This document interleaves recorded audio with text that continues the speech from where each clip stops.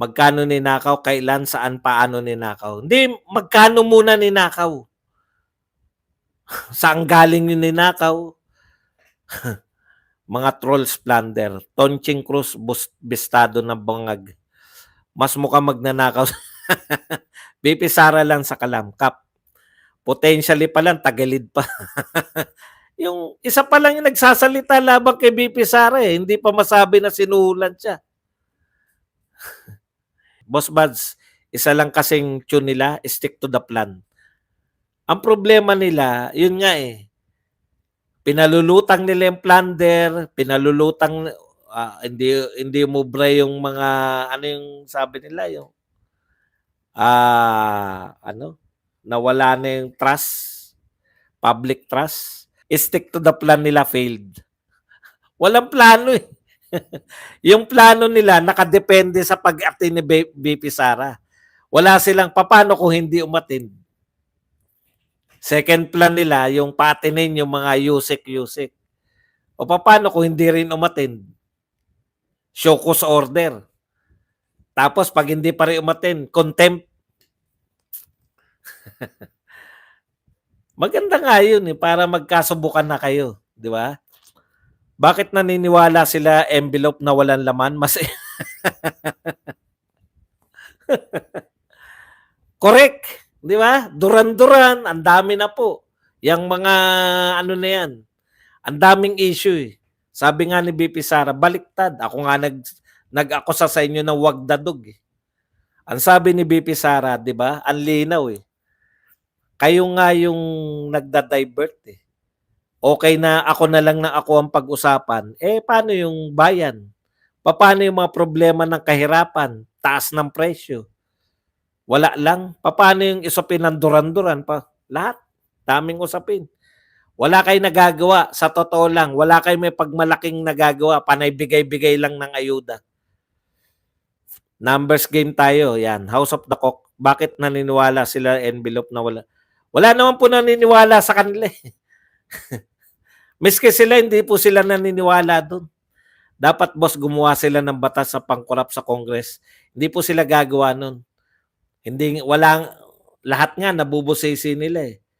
Isa lang po hindi nila kayang busisiin. Alam nyo kung ano? Yung sarili nilang budget, nasa ng Pangulo. Stick to the plan pa more. Wala na po naghahanap sa Pangulo eh. Nag-exist po ang Pilipinas kahit wala yun. Hirap sila makabuo ng case to impeach. Kanya-kanyang buwang na. Pahiya sila sa Senate na wala, sa kanila hindi attend. Pero sa Senate attend si BP Sara. Nakakahiya. Wala naman sila magawa. Eh, binastos nyo eh. Pero sigawan ni Abante, yes or no daw. Meron yatang umatake sa akin na ikaw lang naman ang di naniniwala. Ako'y naniniwala. Ako lang? Eh, paano yung nanonood dito ng 2,285? O, ikaw lang ang... Lalong dinidiin nila si BP Sara, lalong lumalabas ang maitim nilang balak.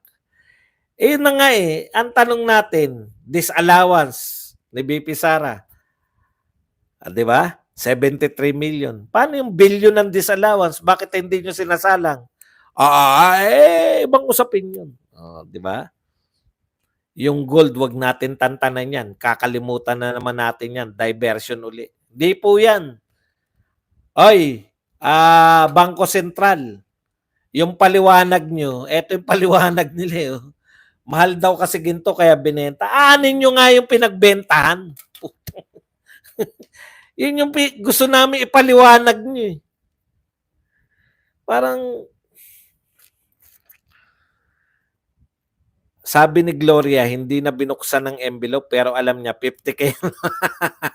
Inaamoy niya po. Ayaw niyo maniwala. Pagka sanay ka sa ano, di ba yung mga nagluluto, inaamoy lang eh. Maglalagay na asin, tapos amoy nila. Sa pamamagitan lang na amoy, alam nila. Ganun po pag mga sanay sa pera. Go lang tayo support our strong BP Sara. Empty envelope ang binigay.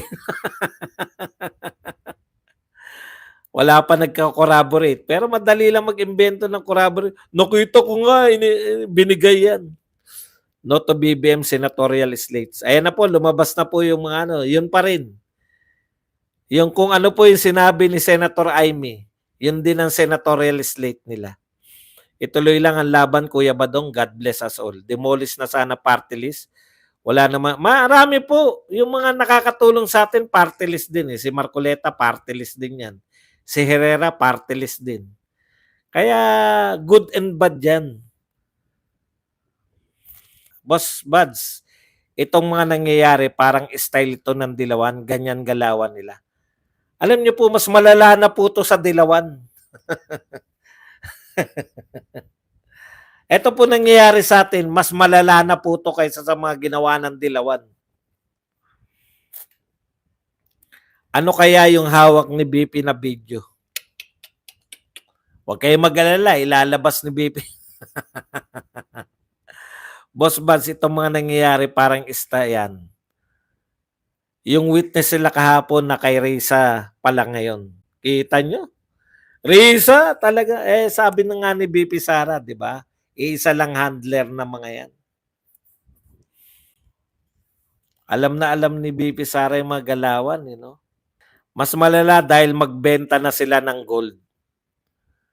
Grabe po to. Ito po talaga grabe. Kasi wala talaga siyang balak na magtayo talaga ng kahit na ano. Meron na ba kayong meron na panay, isang tanong po, meron na ba silang pinagmalaki na kanila na itinayo sa kanila, panahon nila? Paano nga po? Transfer po yung pondo.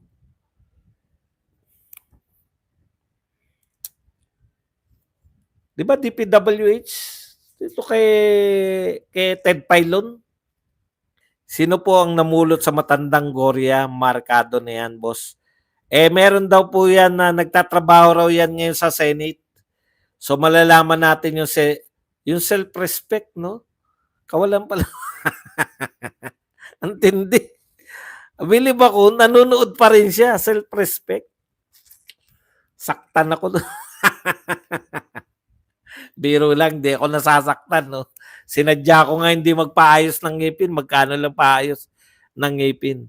Sinadya ko po yan para talagang manggigil yung mga nakakagigil kasi to eh. Yung tao na to, kumikita naman, hindi magpaayos ng ngipin.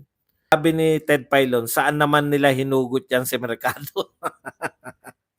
Boss Madsmate, pagka ang testigo po sa korte, pagka ganyan po testigo, yung judge kagad, wala nang tiwala dyan. Kaya nga inuuna natin yan eh. Kahapon, yung ano natin, kasi putya, terador ka ba? Mahilig gumawa ng pera, madali lang pong maging attack dog yung mga ganun. Mga mahilig sa pera. Kaninong yan? Nasaan ba? Boss may tinayo sila. Ang dami nga. Nasan? Noto bangag lineup. Krisam sa FB, marami nang nagtitirik ng kandila kay Risa. Kulang daw yung pension ni Lola kaya kailangan bago sobre. Si Lola Mercado, yan yung ano, parang yung mga kontrabidang lola na nangungurot ng mga ano, no, bata. Boss Baz, sino yun? Meron nun eh. Yung kontrabida na kukurutin ka sa singit. Anong pangalan nung, yan yung tsura ni Mercado eh. Boss Bad, sino recommend mo na isa lang solid ba vlogger na pwede namin panoorin? Wala, bahala kayo. Mahirap po yun. Mahirap ako magrekomenda. Kayo na po bahala maghanap. Mahirap po yun. Mamaya, may ginawang kalokohan yan. Sabihin, ano ni Badong to? Kanya-kanya po kami. Hindi Elizabeth Repesa, Miss Tapia. Yung mataba na tisay na ano, na talagang itsura pa lang kontrabida na. Maganda nung araw yun. Hindi naman si Bella Flores, mas bata kala Bella Flores. Yung lakas ng speaker ng Bluetooth niya kanina, Kuya Buds. Boses mo pinapakinggan nila. Yung grabe mo daw, ano, yung gabi mo daw bablog yun. Thank you ma'am, sa mga nakikinig dyan sa Bacolod. Nanit Inventor Deliate. Marisa Delgado, yun. Ganun ang itsura ni Mercado. No? Marisa Delgado. Di ba? May hawig kay Mary. Gawin mo lang tisay yan. Marisa Delgado na. Si Lola Mercado. Nanit Inventor, kuya yan. Chapusit. Marisa Delgado nga. Si